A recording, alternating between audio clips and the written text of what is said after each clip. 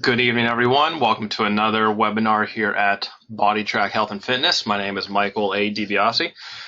It is 7 p.m. and we are going to get started with our webinar for the evening.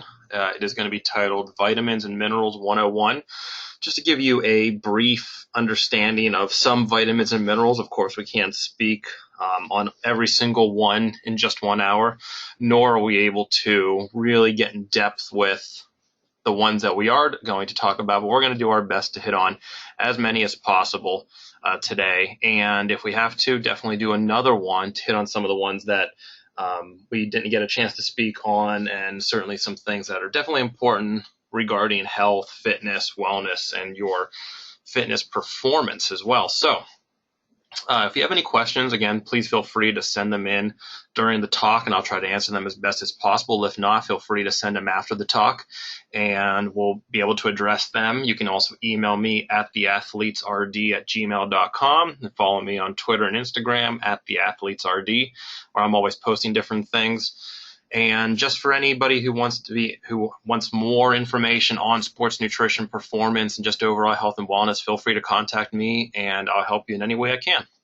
All right, let's get started on our vitamins and minerals today, and really how they affect our health and ways to incorporate them better into our diets.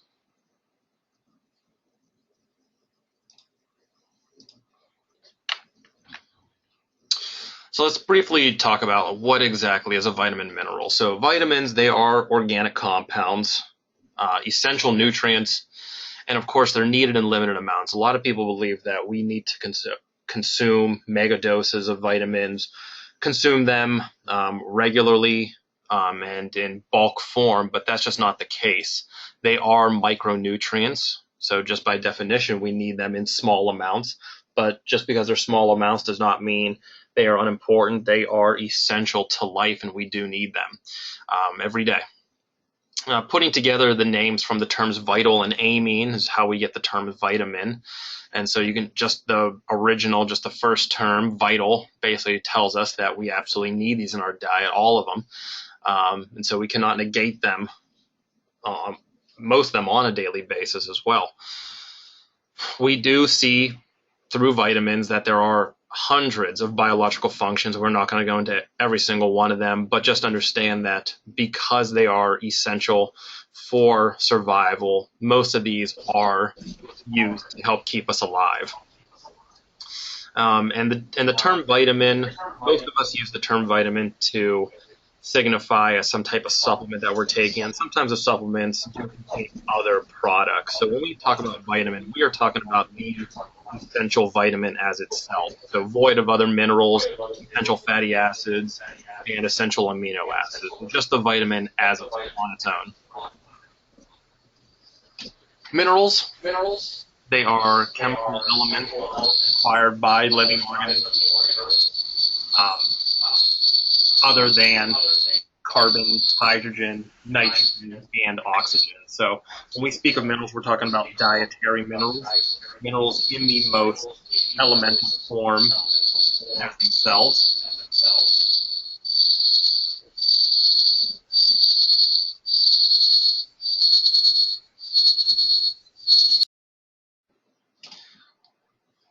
Sorry about that, a little technical difficulty, but we're back on track.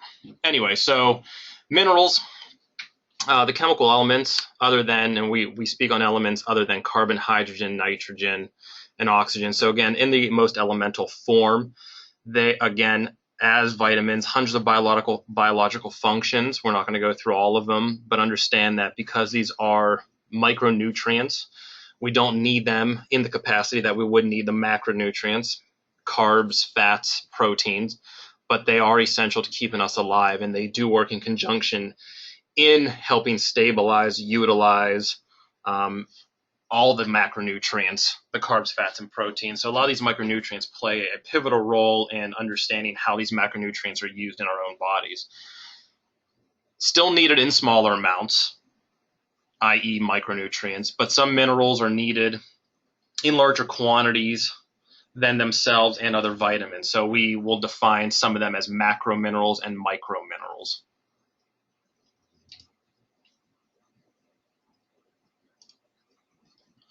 There's approximately 24 essential vitamins and minerals, 12 of each, but that number is really going to vary depending on which paper you're citing, which organization is giving you the information. So it really goes anywhere between 20 to 25. But for this topic, we're just going to say 24, 12 of each. We're not going to go through all 24, but just understand that there are some that are essential, which means we need to consume them through our diet because our body will not produce them on its own. These microminerals, macrominerals, vitamins, micronutrients are normally obtained through just a varied, well-balanced, consistent diet that most of us are able to consume, but unfortunately most of us don't consume.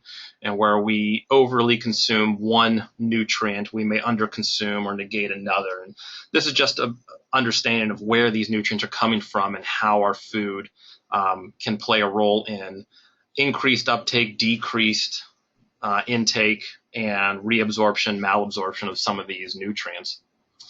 There's some terms here that you also have to understand. Some of us have seen the terms upper limit, optimal intake, and some may have not seen the terms subclinical and clinical or true deficiencies. And these are terms that we'll go over briefly, but the whole goal is to get to optimal intake.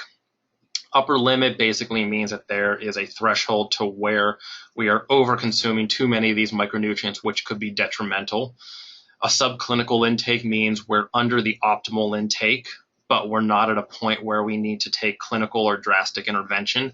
And then we're at a clinical or true deficiency where there may be some disease states or associations. And of course, there's some names for some of these deficiencies as well. Most of us in specific nutrients do fall into the subclinical intake. And we also fall into optimal intake for others, where some of those nutrients are very easily and very readily available in our diet. Some are not, and we don't necessarily consume them as much. So most of these, depending on the diet, most Americans, based on their diet, we may be at subclinical levels, not maybe true deficiencies. But the whole goal is to be as close to optimal intake for all micronutrients, vitamins, and minerals. This is the DRI Glossary, and just so you have an understanding of, sometimes whenever you see a micronutrient, a vitamin or a mineral, it'll say recommend this amount based on this acronym. So we're just going to go over these acronyms real quick, just so you have a grasp of what they mean. But when we say DRI, the DRI comprises of all of these. So macronutrient, as we know, carbs, proteins, fats, amino acids, and so forth. We're going to be speaking about micronutrients today, vitamins and elemental minerals. The AMDRs, the acceptable macronutrient distribution ranges, they are associated with the reduced risk of chronic diseases and recommending the intakes of other essential nutrients. So we see this in clinical states, but we don't normally see this type of range area or this type of information on just regular packaging. What we usually see are the DRIs, and these are the estimated average requirements, EARs, the recommended dietary allowances, RDA, which a lot of us, I'm sure, have heard, adequate intake, AI, and tolerable upper intake levels, which is UL. So EAR, estimated average requirement, the average daily nutrient intake level estimated to meet requirement of half of healthy individuals in a particular life stage and gender group. So we're looking at 50% or more in a particular life stage, if we're talking about adolescent, young adult, anything going up and down, and then male, female. That basically is the estimated average. So again, at the 50%, but it's estimated. So we don't get a good grasp on the exact number because it can vary based on age, based on location, geography, topography, gender. So there's many different variables that play into account. So we do have to make an estimate. The recommended dietary allowance, the RDA, is the average daily dietary nutrient intake level sufficient to meet nutrient requirements for approximately 98% of healthy individuals in a particular life stage or gender group. So when we say RDA, the RDA requirement or recommendation for blank nutrient is this. That's basically saying this RDA will meet approximately 98% of the population that we are specifically talking about. This is the one that most of us usually refer to when we say, well, how much do I need? Well, the RDA recommends this. So we're pretty sure that 98%, give or take, plus or minus a percent, is going to be in this range, is going to be approved for that great of a percentage. So the RDA is the one that's mostly used for a lot of people when we have that information. Adequate intake, recommended average daily intake based on observed or experimentally determined approximations or estimates of nutrient intake by group of apparently healthy people that are assumed to be adequate used when an RDA cannot be determined. So when we don't get the RDA, that 97 to 98% number that we're pretty sure that this is good for that large of a percentage, we use the adequate intake. And that's based on good approximation, good observations and experimental clinical levels based on that group over repeated time, seeing that adequate intake. We can then say this was adequate intake to meet these standards that we need.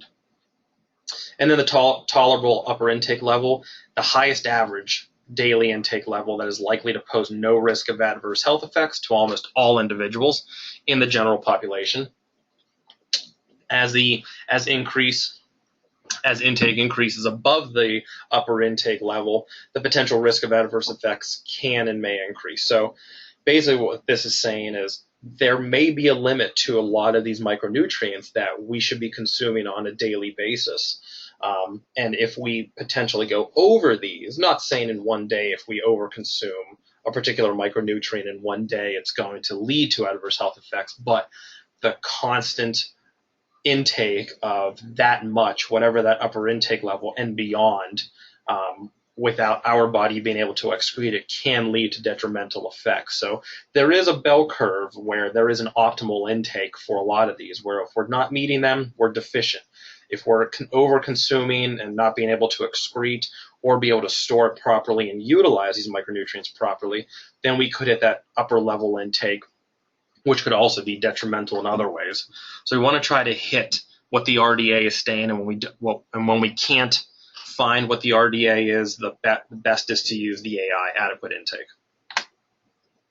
So we're going to talk about 5 nutrients today: vitamin D, vitamin C, vitamin E, calcium, and iron. And we'll talk more about other ones later on in other talks, but these ones tend to have tend to be pretty controversial with people consuming them through supplementation, not being able to get them through proper supplementation or proper diet, and how do these really affect health and performance? Because ultimately, if you're coming to a gym, if you're working out, you want to get better. So we also want to talk about how it keeps you healthy, but how it can also impact your performance and make you better at the same time. And some of these may have ergogenic effects, beneficial performance effects.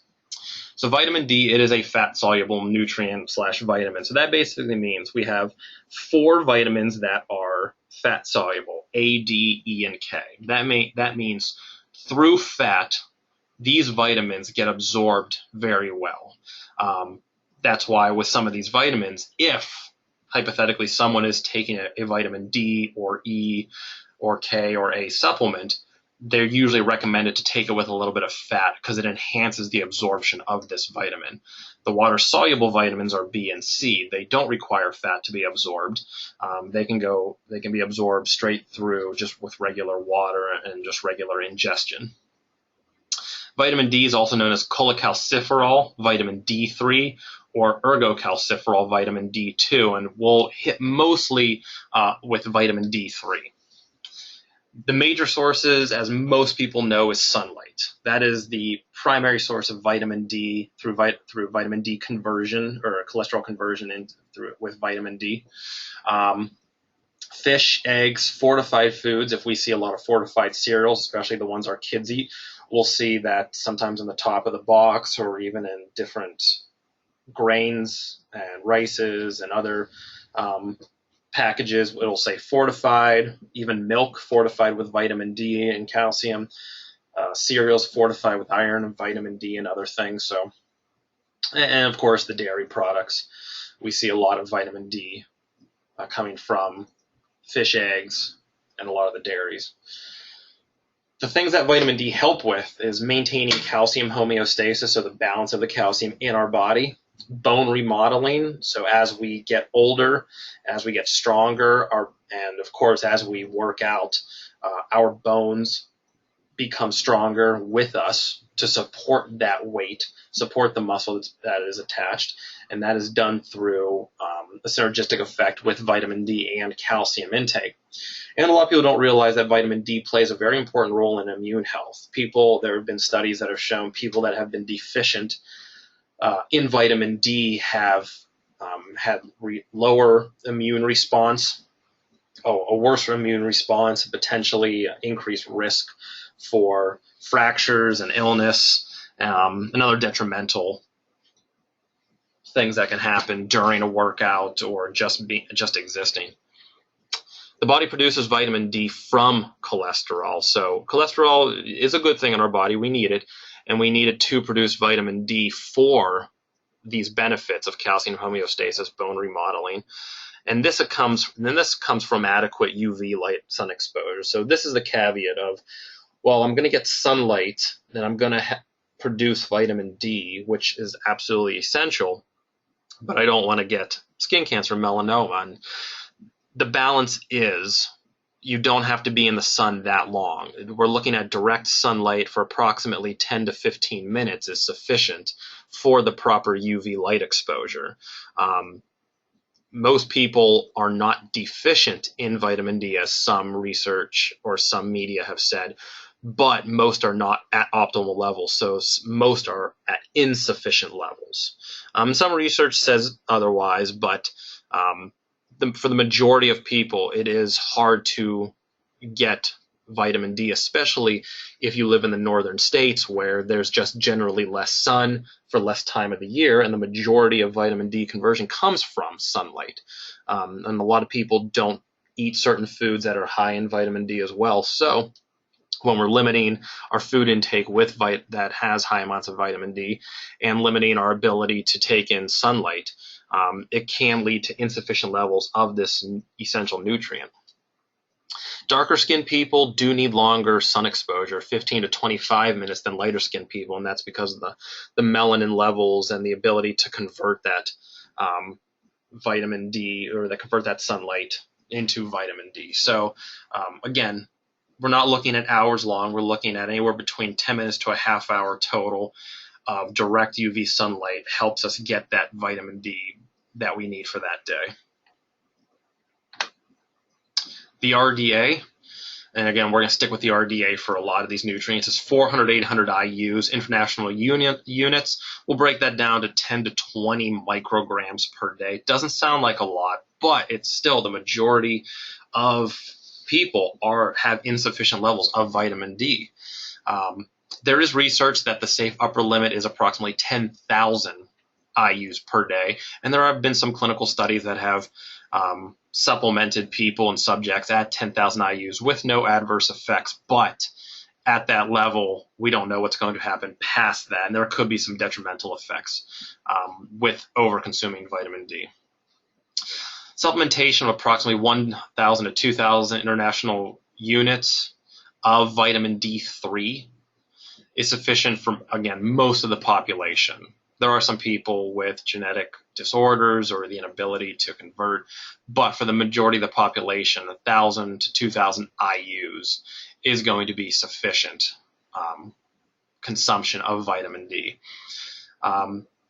You'll see vitamin D3 is recommended over D2 supplements, and that's because vitamin D3 is used more effectively in the body. So if you were to go through the store and find vitamin D supplements, it should say vitamin D3 and its background as to what that vitamin D3 is.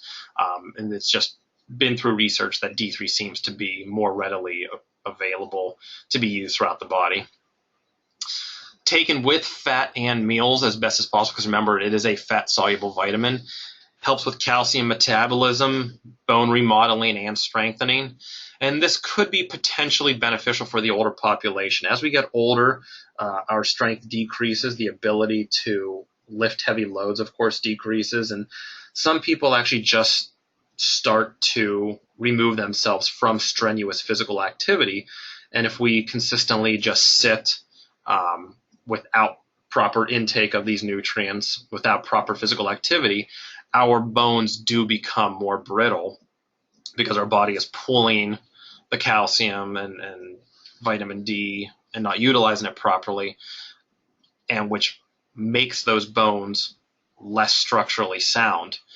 So it could be potentially beneficial for the older population, especially in the ones with low physical activity populations. But unfortunately, more research is needed to be a conclusive statement saying consumption of vitamin D will aid in bone mineralization, increased bone mineralization, or reduced fractures in an older population. There are mixed results, but if that population or if that person is already insufficient in vitamin D or is deficient in vitamin D, then more than likely consuming vitamin D in supplement form or in food form, which would be primarily the goal, would of course benefit them. But if someone's already sufficiently sound in vitamin D, potential supplementation of it may not aid in any benefits. Target levels, so they have deficiency, insufficiency, adequate, and high. Deficiency is less than about 12 nanograms per milliliter, or 30 nanomoles per liter. So we'll just stick with the nanograms. And that, the term that we use is rickets and osteomalacia. So if someone's consistently deficient and they do a blood test and find that they have less than approximately 12 nanograms per milliliter over a long time, they are subject to leading to rickets and osteomalacia as they get older. So the one thing we definitely want to steer clear from is being completely deficient in vitamin D. Most people do fall in the insufficient range, 12 to 20 nanograms per milliliter. The goal would be to get to 20 to 50, which is the adequate level. And you can see that range is pretty wide, 20 to 50, because we just don't have an exact amount. Of course, each person varies based on that person's body composition and activity level, and high, anything above 50 nanograms. So we are looking at trying to stay within that 20 to 50 nanograms per milliliter. Now, of course, there's no way you're going to be able to say, well, this cup of milk has this many. But when you look on a carton and you see that it has this percentage of vitamin D, you know you are meeting a specific percentage of the RDA with that cup of milk or with the salad or with that other particular food item or supplement that you're intaking. So with sunlight, with proper intake of those nutrients, you can meet that 20 to 50 nanograms without really having to think too hard of, am I getting enough? Vitamin D and performance. So there have been some studies of late showing that vitamin D may be an ergogenic aid, helping aid performance and fitness levels. These have shown mixed results as well. Supplementation of the vitamin D to correct a deficiency, basically saying if someone's insufficient or deficient and supplementing with vitamin D as in supplemental form, more than likely can improve athletic performance. And that's because that person's already at an insufficient or deficient level. But some studies have shown no effect with people who are at adequate levels of vitamin D, consuming vitamin D supplementation, and they've seen no significant effect between placebo group and control group and intervention group. So unfortunately, it's mixed when it comes to adequate level, but it's pretty strong when we find out that people are insufficient or deficient, and then they finally correct it. We do see an increased improvement with the athletic performance. There was a study done on overweight and obese adults, and they were given about 4,000 IUs. If you remember, 10,000 IUs was the upper intake level, so we're only about 40% of that. So we're right within range. And combine that with a resistance training program. Going through that research, they concluded that vitamin D was associated with an increase in power output while the placebo was not. Again, many limitations probably to that study and many variables, but they also noted that with that vitamin D increase, those people may have been insufficient or deficient in it, and they did see an increased power output as compared to the placebo group. Another study done with NFL football players showed that about 64% of the athletes were already deficient in vitamin D. And a correlation did show that there existed between players getting injured having a lower vitamin D level. And that is understandable, especially if there's a lower vitamin D level, especially over a long time. There may have also been a lower calcium level, which also there may have been more opportunity for bone fracture, twisted ankles, just increased injury with those chronic low vitamin D levels because of all the other variables and how it would spin to potential increased risk of those bone fractures. Vitamin D deficiency appears to be correlated with increased risk of illness and injury, especially in regards to these stress fractures. So vitamin D does play a very critical role in keeping bones strong and intact, along with the synergistic effects of calcium. There have been some research in the last few years that do show vitamin D can help and aid in weight loss. These results, unfortunately, are mixed, and because the sample sizes have been small, the studies have been short, they haven't taken into consideration, unfortunately, the change in diet, activity levels, the amount of physical activity, and the placebo effect, and among many others. But there still may be an opportunity for vitamin D to play a role in weight loss, depending on what that population is and what the intervention procedures are going to be. Do vitamin D levels affect muscular recovery and inflammation following exercise? Well, Barker et al. Did a study in 2013. They hypothesized that a higher inflammatory response would correspond to low serum levels of vitamin D. So basically what they said was, if this person had consistent low vitamin D levels, they would have inflammation longer. If they had higher vitamin D levels, they would have lower inflammation. So that basically saying was, if they had low vitamin D levels, they were at risk for increased DOMS, delayed onset muscle soreness, which then means they would be susceptible to delayed recovery and delayed progress. So they were trying to see that if there were higher vitamin D levels, could they decrease DOMS, increase recovery, and increase progress?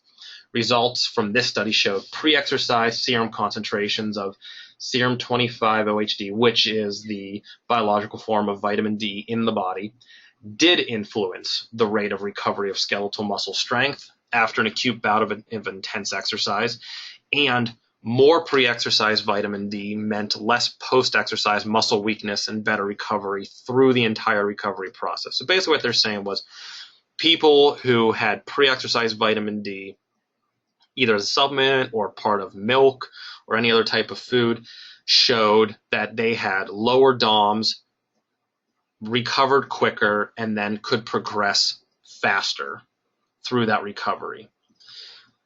Limitations to this was it was a very small sample size. They didn't do muscle biopsies to really see what was happening to that actual muscle fiber, and they didn't do a good job of controlling the dietary vitamin D that they were already consuming in their normal diets. They basically told all of the subjects just to maintain their previous diet, and then regulated how much vitamin D they were getting. So there wasn't a real control of how much vitamin D those people were previously consuming. So strong limitations, but this can lead to, if these limitations are controlled better, do these results stand? And if so, is vitamin D then a good recovery micronutrient to have in our pre-workout shakes, post-workout recovery food, and so forth. Vitamin C, it is a water-soluble nutrient and vitamin. We know it as L-ascorbic acid, or just ascorbic acid.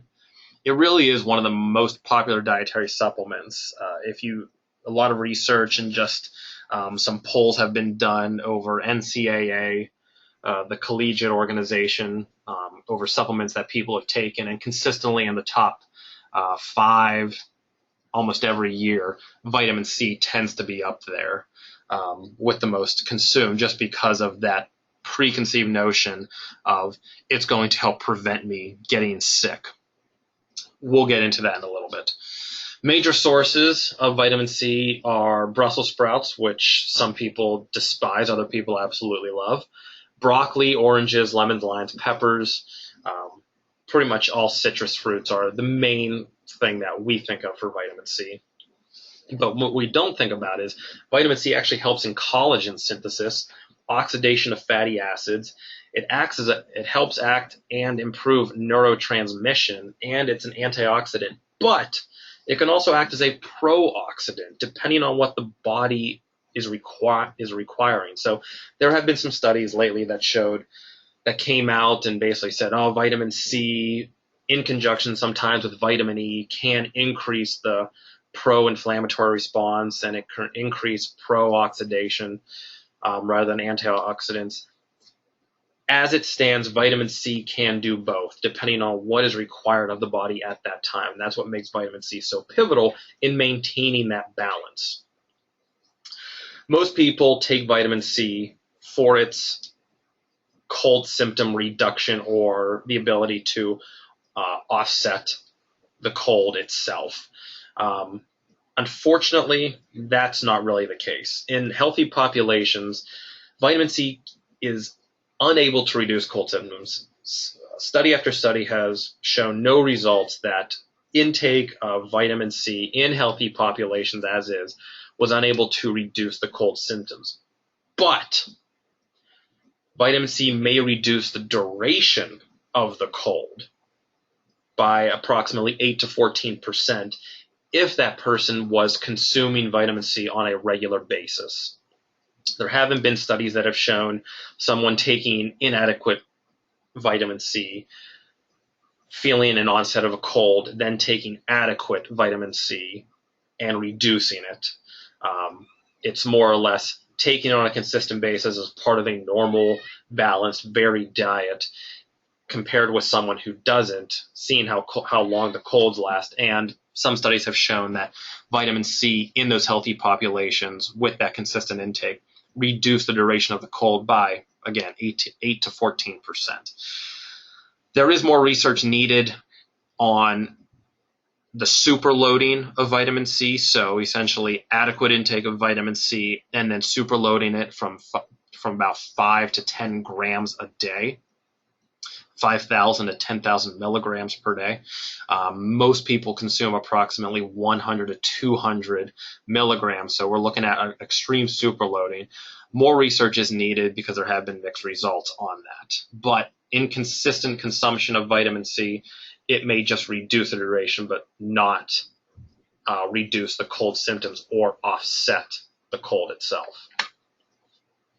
It does have antioxidant properties. It sequesters free radicals in the body, replenishes antioxidant enzymes in the body, and it actually helps modulate cortisol, a stress hormone. It has its neuroprotective effects, which also helps benefit blood flow through the body. So vitamin C isn't just prevention of colds and help reduce cold symptoms. This really does play a pivotal role in how our body sends neurological signals through the brain and through afferent and efferent neurons, and increase blood flow and collagen synthesis as well for organs. It protects, for men, protecting the testes from that oxidative stress, which increased oxidative stress reduces testosterone levels. So there may be a pro-testosterone effect with maintaining high or adequate vitamin C levels. The RDA is 100 to 200 milligrams per day, but that is easily obtained through the diet. Just eating normal fruits and vegetables throughout the day will easily get someone to 100 to 200 milligrams, and if not more, through just regular intake each day. The upper limit, approximately 2,000 milligrams, but again, like I said, with that super loading of 5,000 milligrams to 10,000 milligrams, especially during illness, there has to be more research. There is research to suggest that going closer to the 2,000 milligrams may benefit athletes and people with chronic illness. Those athletes tend to be under severe stress, physical and mental. And so with that chronic stress also comes increased risk for illness, fractures, sickness, overtraining. So maybe higher levels of vitamin C may be more beneficial for those type of athletes, but at least meeting the RDA should be sufficient to provide enough vitamin C. It is water soluble, and a lot of people don't realize that vitamin C helps increase absorption of iron and zinc. So for people who are iron anemic or iron deficient, actually taking vitamin C with this mineral can increase the absorption of iron and zinc. And we'll get to this a little bit later, but having a basic level of iron and zinc can help the prevention of fatigue, can increase blood flow, maintain or improve immune function. And with zinc actually has a function to help us taste better. So if we can maintain zinc levels or maintain the absorption of zinc or increase it, sometimes, especially as we get older or people who are in chronic illness, sometimes lose the ability to taste. Sometimes maintaining those adequate zinc levels can improve the ability to taste food and increase actual food intake to maintain body composition, just overall health.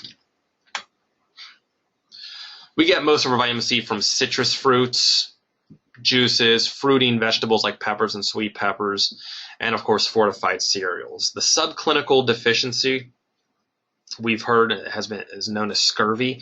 The most prevalent symptom of scurvy is chronic fatigue, and then it can manifest into certain other unwanted conditions. But consistent vitamin C will prevent scurvy, and almost no one in the United States gets scurvy because it's so easy to get vitamin C through all of the juices and fruits and cereals and vegetables we're able to consume. And a lot of that we get is from fortified, where it's just added to it. Little tidbit, sailors used to carry barrels of lemons and limes on ships to actually prevent scurvy, because they found out that being so long without vitamin C, considering most of their food was probably beer, wine, different malts, breads, where it was so low vitamin C that they were getting scurvy. So bringing just lemons and limes on ship actually prevented this deadly disease back in the day. Vitamin E is a fat-soluble vitamin. There's 8 molecules of vitamin E, and they're broken into 2 categories, the tocopherols and tocotrienols. And those are broken up into 4 groups: alpha, beta, gamma, delta tocopherols and alpha, beta, gamma, delta tocotrienols. We are going to just talk about alpha tocopherol, because that is considered the main vitamin that is considered what we consider vitamin E. The supplementation of vitamin E, when someone says they're supplementing vitamin E, really is just to prevent deficiency. More research is needed to see if there's an ergogenic or beneficial effect to supplementing vitamin E if that person is already sufficient in it. But if someone's supplementing vitamin E, it's pretty much because they're deficient or preventing deficiency.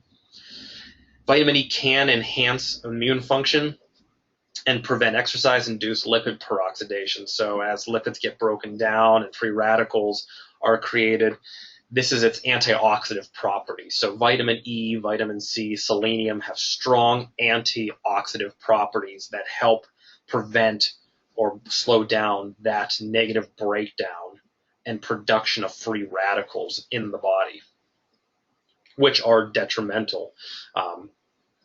especially after all of that chronic stress through workouts, through just our daily life. Consuming these nutrients can play a major role in reducing that, then reducing inflammation, and reducing just overall stress to the body. Major sources are plant oils. We get most of our vitamin E through the consumption of canola, olive, soybean oils that we use to cook with, avocados, nuts, seeds, and wheat germ, among many others. Exercising may actually increase the need of vitamin E depending on how sufficient or insufficient you already are in your consumption. There's been some more research that has shown elderly that are already deficient are, of course, at an increased risk of bone fracture, as we know, just because of low physical activity, more sitting, and as we change, as we get older, our diets tend to change, and our body just slowly starts to break down. Vitamin E can play a pivotal role in helping reduce bone fractures, but more research is showing that elderly people supplementing vitamin E doesn't seem to have an increased bone health or bone restructuring. So as someone gets older, if they're already deficient in having or seeing bone fractures, supplementing vitamin E may not help remove that or reduce it or reverse it. The goal is to prevent deficiency through consumption of vitamin E, so we see limited risk of bone fractures as we get older. It was one of the first two antioxidant compounds actually sold as a form of a dietary supplement. The other one is vitamin C. So vitamin C and E have been around the longest as known as, in our world, as dietary supplements. Dietary changes, and of course, just meeting a varied diet, a varied, balanced, consistent diet, basically eliminates the need for supplementation. There really is no need to supplement vitamin E if you are not able to consume oils, nuts, wheat germs, and a plethora of other foods. And there really hasn't been shown that there's been many ergogenic effects through overconsumption of vitamin E. The high dose, especially long-term supplementation of greater than 400 IUs per day, this upper limit, there has been some research that shows there's an associated increased risk of death and prostate cancer through these very high levels of vitamin E supplementation, especially long-term chronic supplementation. So if you're getting the vitamin E regularly in your diet through multitude of different foods and oils and fats, there's no real reason to supplement with vitamin E, and there's no real reason to see that you would consume greater than 400 IUs per day. So these are for people that have this belief of supplementing with it for no reason. If you're meeting a balanced diet, there's no reason for it. 15 milligrams per day approximately is what is needed to be maintained throughout the diet. And again, getting this through teaspoons of oil and different fats, unsaturated fats especially, is going to benefit you throughout the day, and having an increase in nuts and avocados and different fatty style foods, which are necessary for survival. We need fat in our diet. Tolerable upper intake is approximately 1,200 IUs in 14 to 18. And tolerable upper intake for adults is 1,500. The previous slide showed the increase of 400 IUs per day, but that is that chronic long-term supplementation, whereas the tolerable upper intake is, again, looking at more the acute on a daily basis. So whereas that 400 isn't nearly as high as a 1,200, but doing that over the course of a long term can have detrimental effects. The antioxidant properties are improved, especially when taken with an unsaturated fatty acid diet. So we're eating more unsaturated fatty acids, which are the good oils, some of the better fats, rather than the saturated and trans fats. We see its antioxidant properties improved as compared to the saturated, where it may reduce the onset of its antioxidant properties. And deficiencies in vitamin E, rare, albeit can result in myopathies and neuromyopathies and also forms of ataxia. But they're rare, potentially genetic defects, malabsorption, especially due to alcoholism or intestinal diseases. So without those being present in you, it's hard to be deficient of vitamin E just because of the varied diet and because vitamin E is so prevalent in the foods that we normally eat anyways.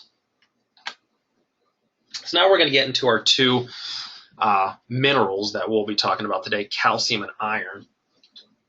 And again, these aren't end-all be-all slides of these nutrients, but to understand where they're coming from is important because these ones do tend to be pretty controversial in research and how people consume it and why people consume them.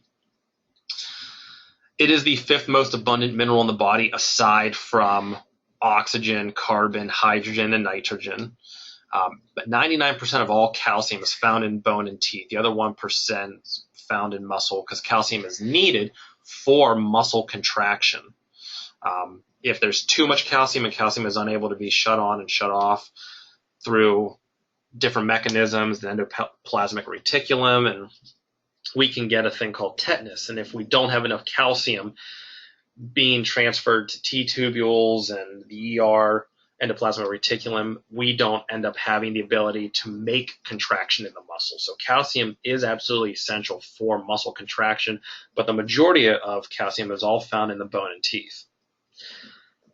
It aids in greater bone mineral density, BMD, and we want to see stronger, thicker, more dense bones because that means we're able to handle stronger loads, be able to move more efficiently. And these stronger bones, more efficient bone densities is in aid with the synergistic effect of vitamin D, like we said earlier. And the great thing about vitamin D and calcium is we can find a lot of these two nutrients in the same foods, consuming milk, dairy, cheese, yogurts, spinach, and of course the fortified foods that we see on our shelves. If we are exercising, especially in heat or long-term exercising, going greater than an hour, 2 hours, there may be a necessity to increase our consumption of calcium because we can lose calcium in our sweat. So if we're losing the calcium, we're going to see a deficiency or an insufficient level of calcium. So there may be a need. But in our basic, just standard workouts, running on the treadmill for 20 to 30 minutes, doing an hour-long resistance training workout with breaks, there may not be a need for increased calcium intake or supplementing more calcium. There is, of course, a need to maintain adequate calcium intake levels no matter what. Target levels, less than 18, 1,300 milligrams per day. Approximately 19 to 50 years old. Actually goes down a little bit, as you can see, 1,000 milligrams per day. And greater than 50 years old as we get older and bone resorption starts to happen and demineralization is approximately 1,200 milligrams. So it's high when we're young because we are growing and we need calcium to help grow those bones as we physically grow. As we're stopped growing, where the epiphyseal plates tend to stop, we need a specific amount to maintain, but as we get older and our bones start to break down, we need more calcium to help manage that breakdown or prevent or slow down that breakdown. Some research has suggested that calcium intake can aid in fat loss. Govers in '96, it's an older study, but did a study called Calcium in Milk Products Precipitates Intestinal Fatty Acids and Secondary Bile Acids, and thus inhibits colonic cytotoxicity in humans. So in this study, a consumption of milk product with additional calcium, 30 millimoles compared relative to 30 millimoles in the placebo.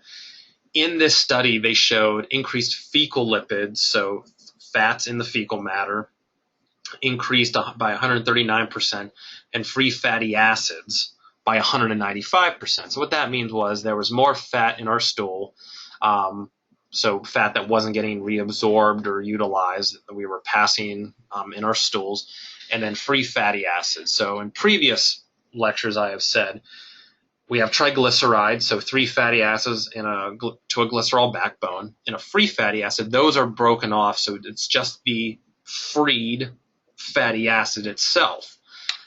That is termed lipolysis. So basically, this study showed that increased calcium intake helped that lipolysis potentially increase by 195%, leading to the free fatty acids. But it doesn't state that it led to beta oxidation, which is the actual utilization of the fat for energy. So just because we have free fatty acids doesn't mean it's going to lead to fat loss. It just means that there's potential to utilize that fat for energy, which can lead to fat loss. So let's not look at it as it led to fat loss. It led to the potential opportunity for utilization of fat for fat loss. More research, of course, is always needed, especially with these micronutrients, because of these studies are a little bit older, or the sample size is small, or something wasn't taken into account. But calcium, as just a strict aid to weight loss, there's a lot of variables to take into account. This could stem from calcium being fortified in specific foods and making those dietary changes to increase calcium intake. Exercise intervention, so having someone start exercising, that also helps lead to potential weight loss. When we tend to have calcium-rich foods, those foods may also tend to be more nutrient-dense. And sometimes those more nutrient-dense foods also sometimes tend to be low in calories as well. So sometimes with these calcium studies, they're also consuming healthier foods and exercising at the same time because of that calcium. So we may not be able to say, oh, it's calcium because of this. It may be calcium in conjunction with healthier foods, more nutrients-dense foods, satiety through protein-rich foods that have calcium. So let's not just look at it as it's calcium aided in this. Calcium may have a benefit, but we have to take all these into consideration as well. When calcium levels are low in the body. So when we see calcium levels are low, when someone says, oh, I have low calcium, or if you have blood work done, this is what's happening. The PTH, parathyroid hormone, synthesizes calcitriol. Calcitriol then increases calcium. Because it's low, PTH synthesizes calcitriol. Okay, so calcitriol then increases calcium reabsorption in the kidneys and intestines, which then means it is pulling calcium from where 99% of it is, bones. This is called osteoclastic activity, which leads to bone loss and deconstruction. So when we already have serum calcium levels low, PTH basically says, oh, we need to synthesize calcitriol, and calcitriol needs to pull calcium reabsorption in kidneys and intestines, which then pulls it from the bones, which is a negative thing, because that means to maintain those serum levels, we are sacrificing bone and leading to potential risk, breaks, fractures. When calcium levels are high, calcitonin increases renal excretion of calcium. Calcitonin then decreases calcium absorption in the intestines, and then which leads to osteoblasts, which means bone growth and restructure. So that's why we want to see higher levels of calcium, because that leads to a decreased absorption in the intestines, through the intestines, and also leads to bone absorption, osteoblastic activity. Vitamin D enhances calcium absorption. So in conjunction with vitamin D, increasing calcium absorption then leads to osteoblastic activity or bone growth. And this is why calcium is so necessary for bones, because when we maintain those levels, it doesn't pull from our bones, it helps rebuild them. And there are different levels of calcium, different manifestations of it, but some research is showing calcium citrate, especially for older populations, may be a better form of calcium supplementation. The last one we'll talk about is iron. We also know as Fe, ferrous. Exercise can increase the requirements of iron, and this is because, especially in exercise that is long duration, volume, and intensity, there's a thing called foot strike hemolysis, which basically means the red blood cells in your feet are being broken because of that foot strike to the ground. And as that happens, as the blood vessels break, iron is lost in through the blood, and then through excretion, which can reduce serum iron levels. We can also lose it in sweat, and this happens. A person is iron depleted or deficient. Just overall, we may need to see, because of that exercise as well, we may need to see supplementation of iron. Major sources of iron are number one, red meats, clams, egg yolks are a very high iron-rich source. Salmon, tofu, raisins, whole grains, and of course fortified foods. And if anything, we see fortified foods being very iron-rich. Dairy are poor choices. So some people have said, oh, I get my iron from dairy. Dairy are low and poor choices, and we'll get to the reason why. They assist with hemoglobin and myoglobin synthesis, so hemoglobin for the blood, myoglobin for muscle. And low iron levels are associated with fatigue and anemia. The target levels for men are approximately 10 milligrams a day. Women of childbearing age, and this is because of child development, the child growing inside the female, and due to menstruation losses at the menstrual level, women do need more, higher levels, so approximately 18 milligrams per day. And children are really no different than just general the population of men, so it's approximately still 10 milligrams. Iron helps facilitate and increase synthesis of oxygen transporting compounds, and these oxygen transporting compounds are hemoglobin in the blood and the myoglobin in the muscle.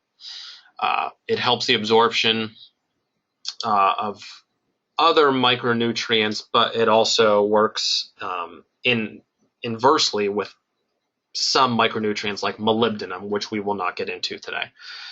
Iron absorption is unfortunately limited in humans. There is no effective way of storing excess iron, so the body has a very good way of regulating a relative safe level of iron in the body.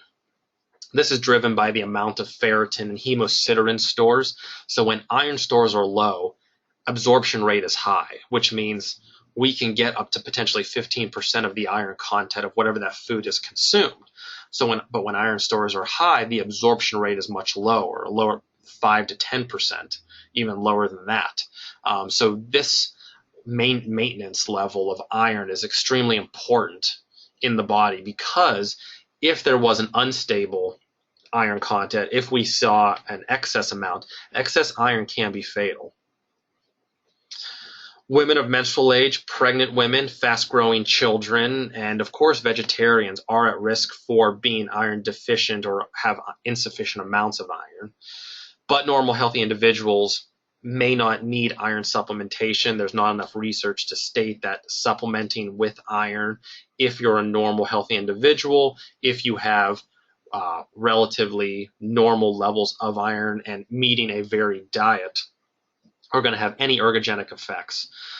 And supplementing, some children do supplement with multivitamins, and sometimes these multivitamins do contain iron and they're not aware of these, and some of these doses can be up to 300 times the amount of what that child needs. And with children, they are more fragile, and it could be more there could be greater consequences for supplementing with iron. So it's probably best that if the child does not need iron supplementation based on what that child's doctor states, it's probably best just to maintain it with a varied diet.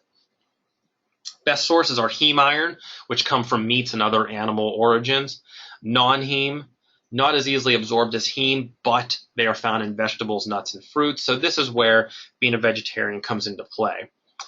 Non-heme iron absorption can be enhanced through copper intake, so not, of course, licking a copper pipe, but just regular consumption of copper through foods. Vitamin C, like we said earlier, and increased gastric acid, so just having a regular gastric acid level in the body. Absorption is going to be altered and inhibited by phytates, so substances in bran calcium phosphate and antacids and just calcium products. So calcium works inversely with iron. If you're taking a calcium supplement, this may reduce your iron absorption if you're taking them at the same time.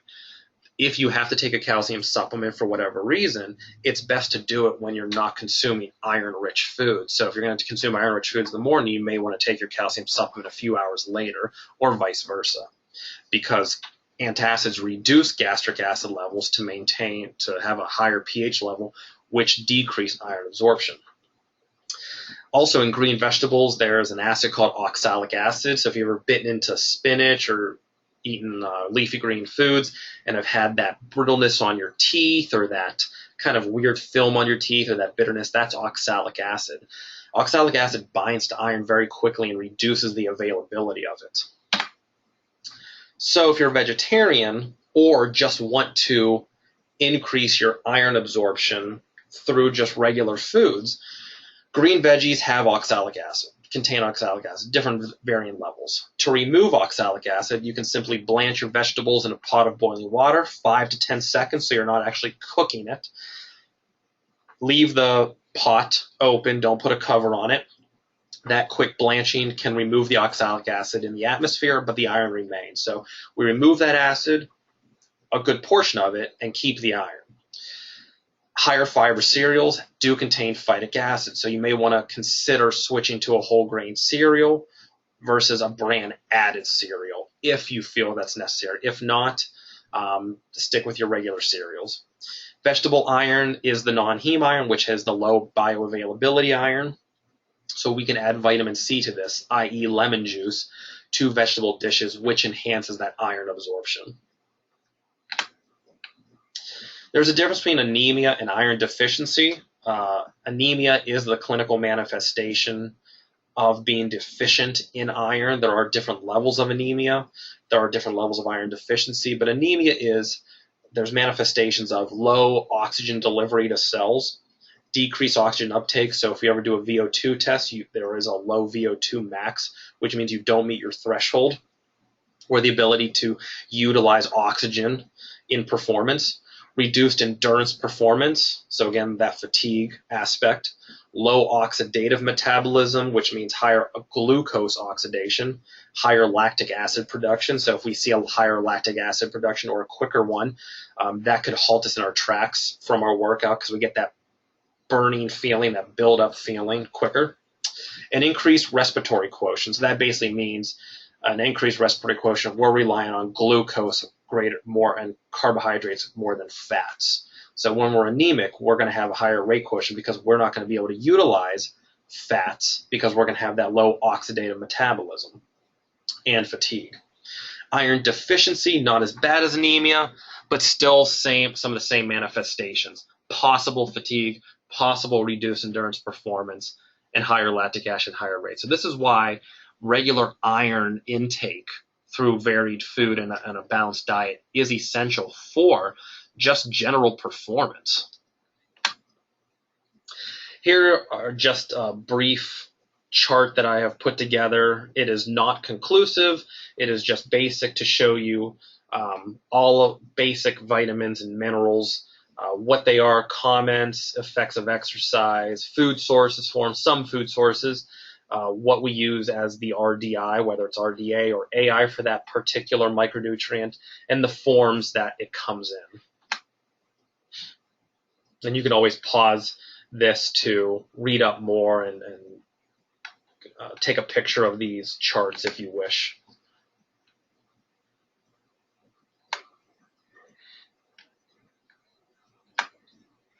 So real quick, if we look at diet 1, so this is why nutrients are so important, these micronutrients are so important. The wording on the left did not come out as strong, but milk, spaghetti sauce, orange juice, Pepperidge Farm, Italian bread, broken down calories, fats, carbs, and proteins. Pulling this into a nutrient database, everything that's in green means we've met the RDA percentage. Everything that's in red means we did not with this particular diet. So you can see that we are insufficient in vitamin A, D, copper, calcium, vitamin E, quite a few of these micronutrients. But just by changing from orange juice to a whole orange, from pasta, whole wheat to white pasta, adding actual little bit of oil, vegetable oil to cook it in, not changing much. The calories roughly stayed the same, 2352, 2365. Fats, carbs, and proteins at 24, 51, 23.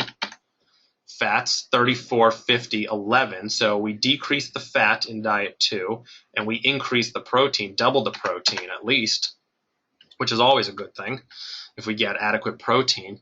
And you can see with this diet that we meet all of the RDA. So we are able to reduce the fat, increase the protein, maintain the carbs, basically maintain the calories, and just by making a few adjustments to what that food item was, we can meet easily the RDA for these micronutrients.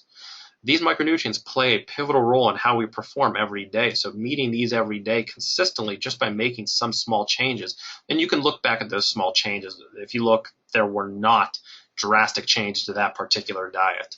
I'm just making a few small ones that are easily and readily accessible to all of us. So in summary, simply adjusting the thought process of actually what you're eating can make dramatic changes metabolically and at the cellular level, which we don't experience. We don't know what it feels like to have adequate intake, but we will know when we don't. It is necessary to eat nutrient-dense foods rather than caloric-dense foods.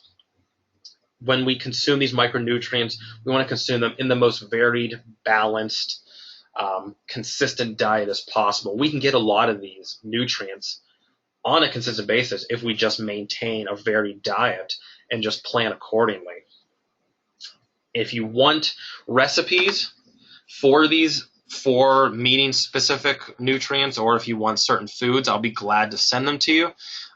If there was something that you may have wanted me to hit on, please feel free to send them my way, and I'll be glad to send you some recipes, send you some food items at the grocery stores to pick up that are high in specific nutrients that you may not have considered or may not have had an idea how to put into a food item or meal.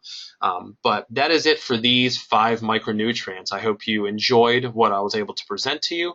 If you want to see more of these, please send requests in. We'll probably do another one on micronutrients, hitting 5 to 6 other vitamins and minerals, so you have a better grasp of how these micronutrients do play a pivotal role in metabolism, macronutrient utilization and conversion, and just overall performance. So hope you enjoyed it tonight. If you have any questions, send them to Body Track or email me. I'll be glad to help you out with any information possible, and send you recipes, send you ideas. And with that, have a good evening, and we'll see you in another month for another webinar. Have a good holiday.